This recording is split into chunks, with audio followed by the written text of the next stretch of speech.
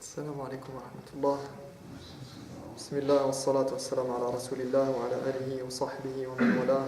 رب اشرح لي صدري ويسر لي أمري واحلل عقدة من لساني يفقه قولي. Alors, on reprend donc on est au cours numéro 75 d'éducation spirituelle et on était arrivé à on est en train de parler de Fudul al-Nazar. On parle de tout ce qui concerne le regard, qui est haram au niveau du regard ou qui est superflu et qui ne doit pas faire partie de la manière dont il pose le regard, dont le croyant pose son regard ou sur ce sur quoi il pose son regard. Et on n'est pas rentré dans des détails particuliers, mais simplement on est arrivé à une partie qui traite des méfaits des regards superflus. Donc afat, fudul, an-nazar. Et on en a traité quelques-uns, on a traité quelques points. Donc l'auteur, il cite plus d'une dizaine, alaykoum salam, on a plus d'une dizaine de points, des méfaits qu'il y a à regarder le haram. Et donc al-afatul oula, fudul an-nazar, yaqul. Donc simplement, brièvement, on a vu 5 ou 6 points, 5 points je crois. Donc al-afatul oula, juste pour qu'on se rafraîchisse la mémoire, fudul an-nazar ma'asiyatun wa mukhalafatun li amrillah. Donc premier des méfaits, il nous disait simplement les regards superflus sont un péché et une transgression de l'ordre d'Allah. Donc le simple fait que ce soit un péché, c'est déjà un méfait en soi. Donc ça serait commun à toutes les autres choses qui seraient des transgressions de l'ordre d'Allah et qui seraient des péchés. Sauf qu'ici, il s'agit de fudul et de ce qui est en plus dans le regard. Donc on pourrait penser que ça ne rentre pas forcément dans le péché.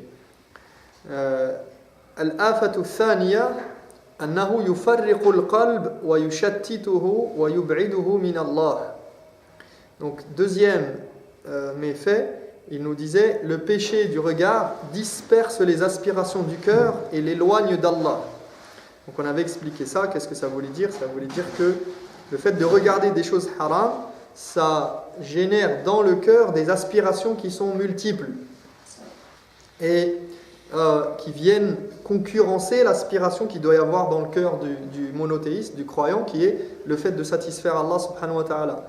Donc forcément, lorsqu'il est dans le péché, ou il est en train de regarder quelque chose qu'il ne devrait pas forcément regarder, ça va générer dans son cœur ça va l'orienter vers ces choses-là. Donc, plus il s'oriente vers ces choses-là, plus il s'éloigne de son aspiration ultime qui est Allah subhanahu wa ta'ala. Donc ça, c'était un point qui était important. Non seulement ça l'éloigne, mais aussi ça le disperse. C'est-à-dire que ça va lui donner, ça va l'orienter un peu, l'éparpiller. Un peu là, un peu là, un peu là, un peu là. Donc il n'est plus concentré vers son objectif ultime. Al-afatu thalitha annahu yud'ifu al-qalb wa yuhzinuhu. Wa qala yani قال إن غض البصر يعني عكس ذلك يقوي القلب ويفرحه.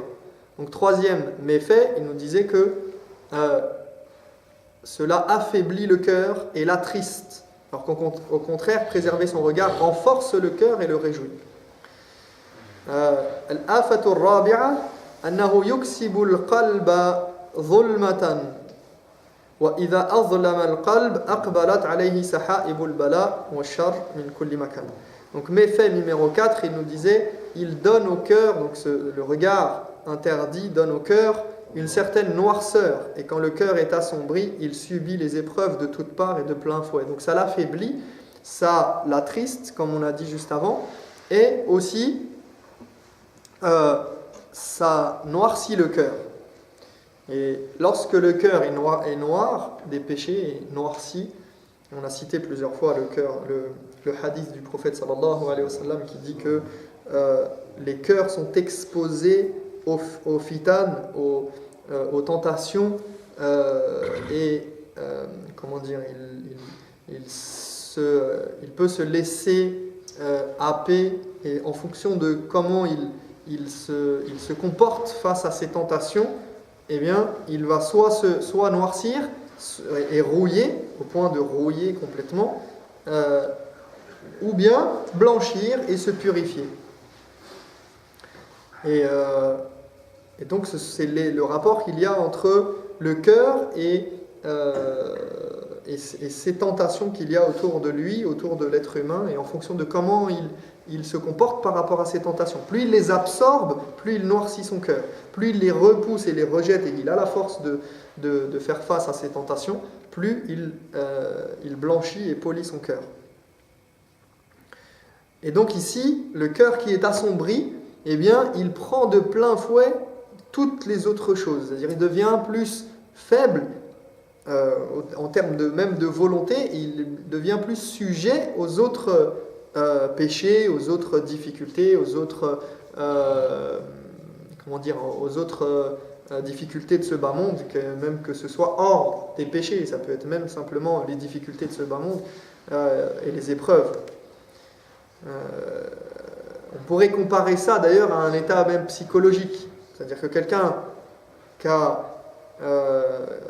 qui psychologiquement va mal, eh bien ça s'en ressent au niveau, pas seul, c'est-à-dire s'il va mal psychologiquement pour une raison ou une autre et qu'il a du mal à sortir la tête de l'eau, eh bien il a tendance à se laisser avoir et se laisser dominer par d'autres choses. Il a tendance à toute la moindre petite perturbation ou turbulence peut le faire s'effondrer, et, même physiquement, c'est-à-dire que quelqu'un qui va mal psychologiquement, physiquement, il aura du mal à tenir face à une maladie, etc. Donc ça se répercute à plein d'autres niveaux. Et là, la même chose pour celui qui commet des péchés avec les yeux et que ça noircit son cœur. Donc ça, c'est un des méfaits, le quatrième méfait qu'il avait cité. Al-afatul khamisa قال فضول النظر يقسي القلب ويسد على العبد باب العلم. Un truc important aussi qu'il avait cité, un des aspects négatifs, néfastes de regarder le haram, il disait que les regards superflus, فضول النظر, endurcissent le cœur et l'empêchent d'obtenir la connaissance religieuse. يسد على العبد باب العلم. Et on avait terminé par ce point-là. On avait cité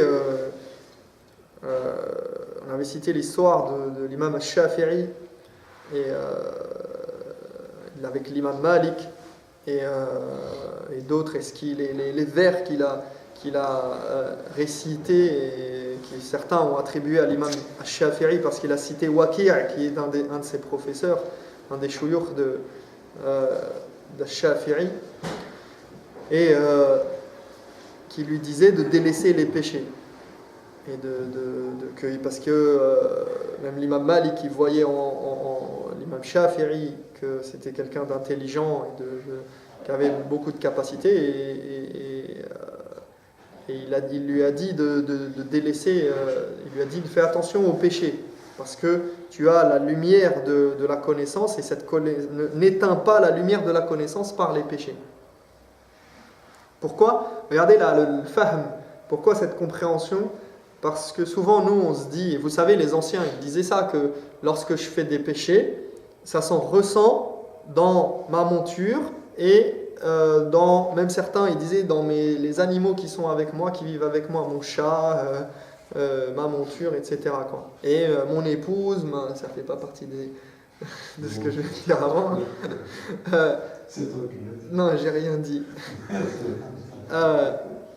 Donc, il disait que ça s'en ressentait dans ses enfants, dans sa famille, dans toutes les choses. Pourquoi ? Parce que le péché, il a un effet sur l'être humain au-delà de lui-même directement.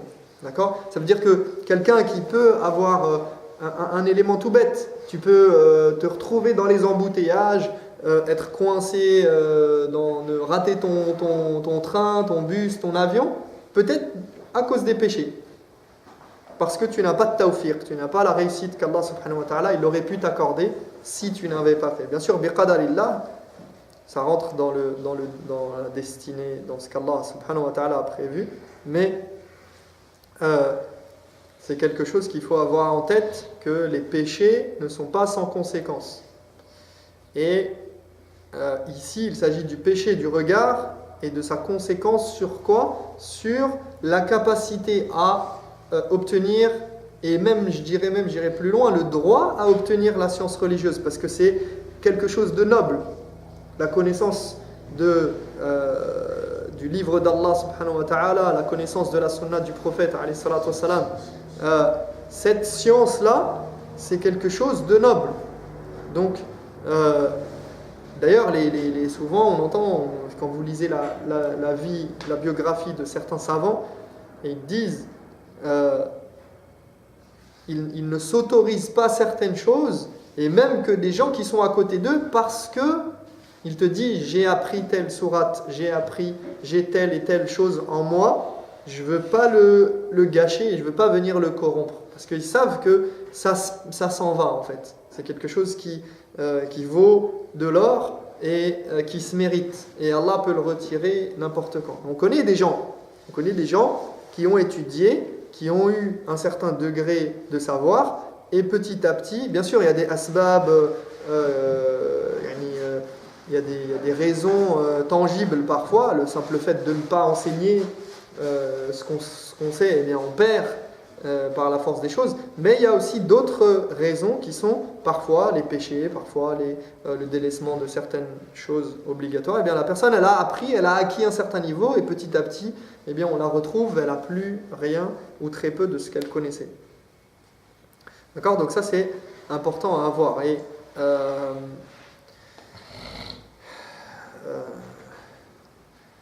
il faut retenir que donc, un des méfaits des regards ici qui ont été cités, donc c'est ça, c'est l'endurcissement du cœur et le fait de ne pas obtenir la connaissance religieuse, ou de ne pas pouvoir, ou que ça empêche, ça dresse une barrière entre nous et la connaissance religieuse. Sadisan, al-afatu as-sadisa, annahu yasmah بدخول الشيطان إلى القلب يعني الذي ينظر إلى شيء حرام يسمح بدخول الشيطان إلى القلب فإنه يدخل مع النظرة وينفذ معها إلى القلب أسرع من نفوذ الهوى في المكان الخالي. Donc, sixièmement, il nous dit, méfait numéro 6, les regards superflus permettent au diable d'entrer dans le cœur qui profite de la moindre occasion pour s'immiscer plus furtivement que le vent qui se faufile dans les interstices. فَيُمَثِّلُ لَهُ صُورَةَ الْمَنْظُورِ إِلَيْهِ وَيُزَيِّنُهَا. Ainsi le diable lui grave cette image dans la tête et la lui embellit. Donc on dit, comme je disais juste avant, l'impact que ça a, si encore ce que tu avais regardé n'avait pas d'impact, ou n'avait d'impact que sur le moment où tu regardes. C'est-à-dire, admettons qu'on a regardé quelque chose de haram. Si ça se bornait au fait à ce moment T, ça serait déjà pas mal. Mais le problème, c'est que l'image, elle reste gravée dans la tête. Et le diable fait tout pour la faire ressurgir, au point que même pendant la salat, peut-être que une image ou quelque chose qui est lié à quelque chose de haram que tu as vu va rejaillir et ressurgir. Donc il nous dit فَيُمَثِّلُ لَهُ صُورَةَ الْمَنْظُورِ إِلَيْهِ وَيُزَيِّنُهَا وَيَجْعَلُهَا صَنَمًا يَعْكُفُ عَلَيْهِ الْقَلْبِ ثُمَّ يُمَنِّيهِ وَيُوقِدُ عَلَى الْقَلْبِ نَارَ الشَّهْوَةِ. Donc il dit, ça va plus loin encore parce qu'il dit, et ça c'est les paroles d'Ibn al-Qayyim, souvent là tout ce qu'on cite sur ces sujets-là, l'auteur il a pris beaucoup d'Ibn al-Qayyim dans ces sujets-là. il nous dit, il l'a fait, cette image, il l'a fait devenir une idole que le cœur se met à vénérer. Puis il la lui fait convoiter et allume en lui le feu du désir. Donc le regard, il suscite le désir. Il suscite l'envie d'aboutir à quelque chose, l'envie d'aller vers cette chose-là. Ce n'est pas simplement un plaisir d'un instant. Il a une résonance dans le temps et il amène à vouloir concrétiser quelque chose, à désirer quelque chose. Combien d'épreuves et de problèmes ont débuté par un simple regard. وَيَلْقَى عَلَيْهِ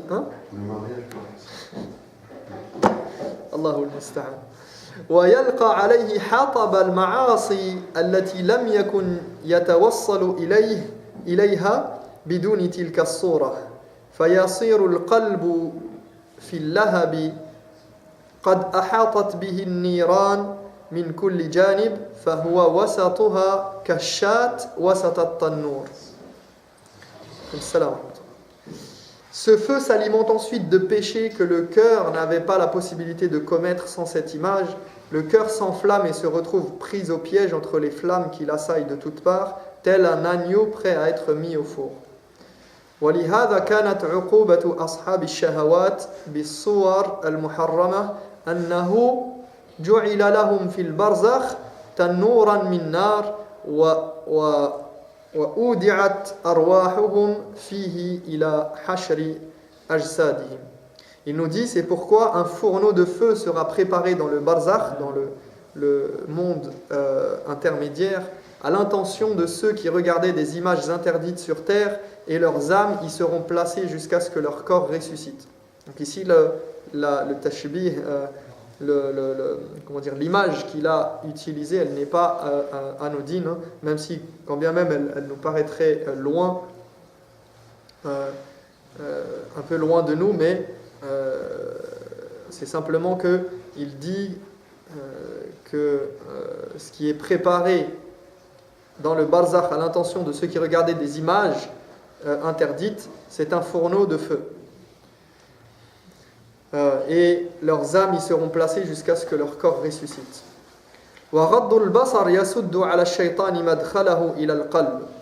Il nous dit, mais baisser le regard permet d'empêcher le diable de pénétrer le cœur.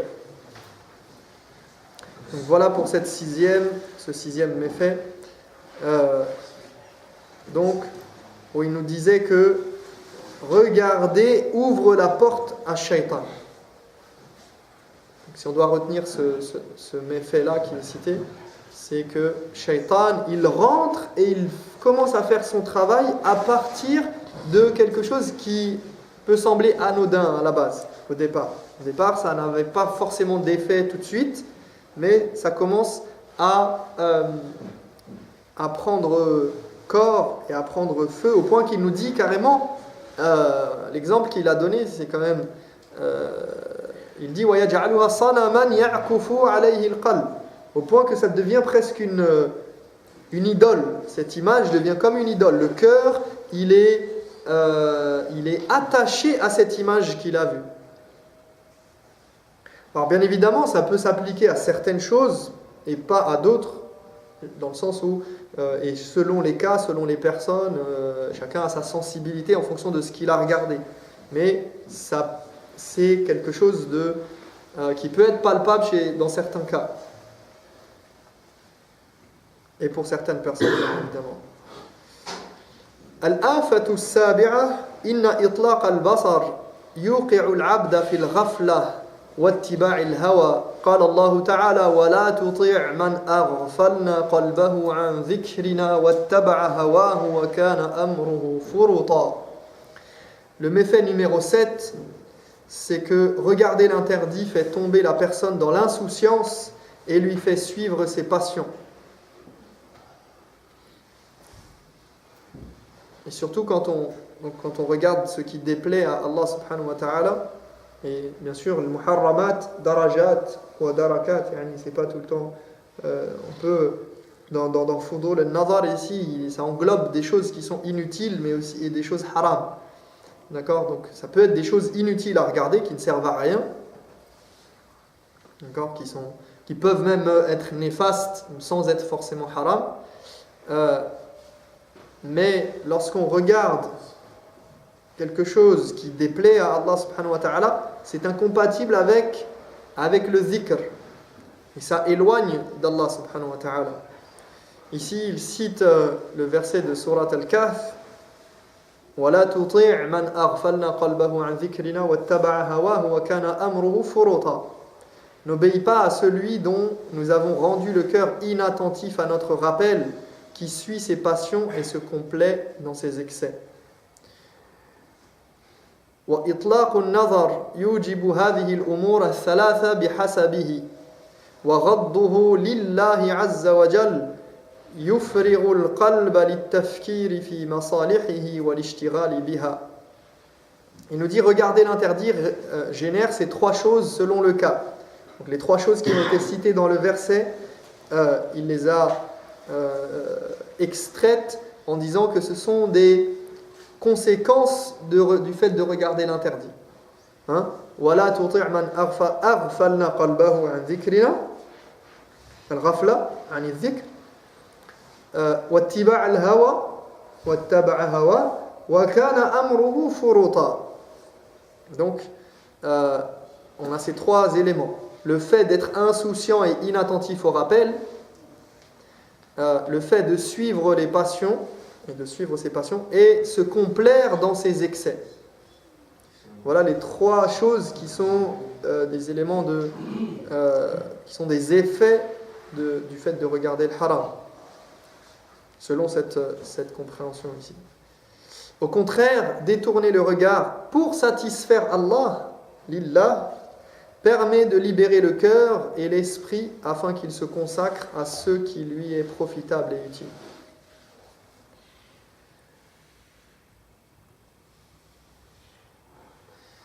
Et ici, on a en fait tout un lien qui est fait entre le regard et, comme on l'a dit tout à l'heure, le regard et les aspirations du cœur et ses préoccupations. Ce que tu regardes va susciter dans ton cœur des préoccupations et des aspirations.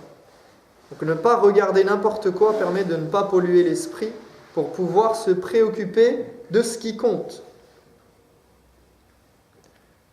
Et c'est pas forcément que au niveau de l'ibadat, pas seulement au niveau des adorations et de se rapprocher d'Allah, bien évidemment, en tout premier lieu, mais ça peut être aussi simplement des choses qui sont importantes dans notre quotidien, qui nous sont utiles.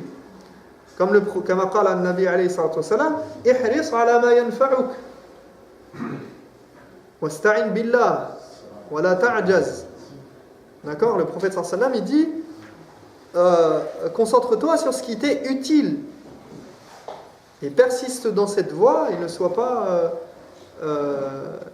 détourné, et mets ta confiance en Allah subhanahu wa ta'ala dans toutes tes œuvres. Et parce que ce qui compte, c'est ce qu'on va présenter demain.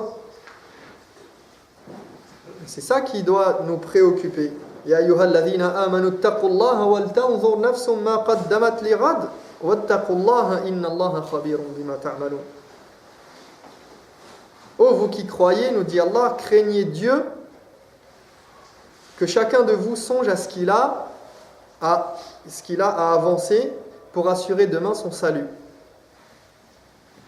Ce qu'il a avancé pour assurer demain son salut. Craignez Dieu, Dieu est parfaitement informé de ce que vous faites. Et pour demain, l'irad, قد يكون غدا يعني ليس l'irad يعني بعيد. Pour demain, ça peut être demain, pas forcément demain d'une manière symbolique. كانوا يقولون إنما هو صبر ساعة وقد استرحت راحة الأبد. Certains anciens disaient, il faut juste que tu sois patient l'espace de quelques instants, Sarah, et tu seras tranquille pour le reste de l'éternité. Nama huwa sabr sa'a, sa'at qalila. وَقَدْ اسْتَرَحْتَ رَاحَةَ الْأَبَدِ. Et tu seras tranquille pour le reste de l'éternité. ثُمَّ جَنَّاتُ النَّعِيمِ. Et ensuite, c'est un paradis de délices qui t'attend, Inch'Allah ta'ala. Et sache que Allah subhanahu wa ta'ala, il sait très bien ce que tu aimes et désires profondément. Alors sois sûr qu'il comblera toutes tes attentes. Si tu délaisses ici-bas quelque chose que tu aimes pour lui faire plaisir, il te donnera dans l'au-delà, il te donnera au-delà de tes espérances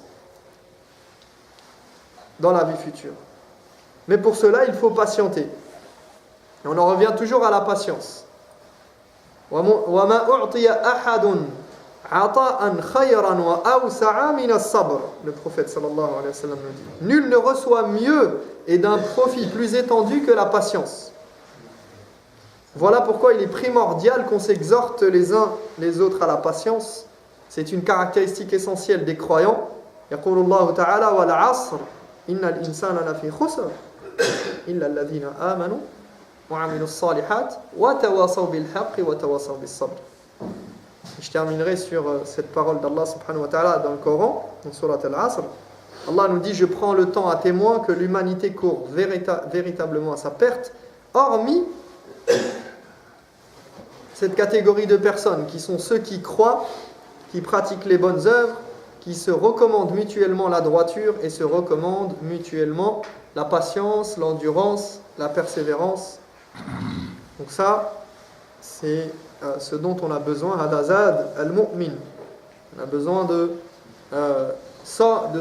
s'enjoindre mutuellement, de se recommander mutuellement la patience au quotidien. نسأل الله تبارك وتعالى أن يهدينا لما يحب ويرضى. والله تعالى أعلم وأحكم، وصلى الله على محمد وعلى آله وصحبه وسلم أجمعين. سبحانك اللهم وبحمدك أشهد أن لا إله إلا أنت أستغفرك وأتوب إليك.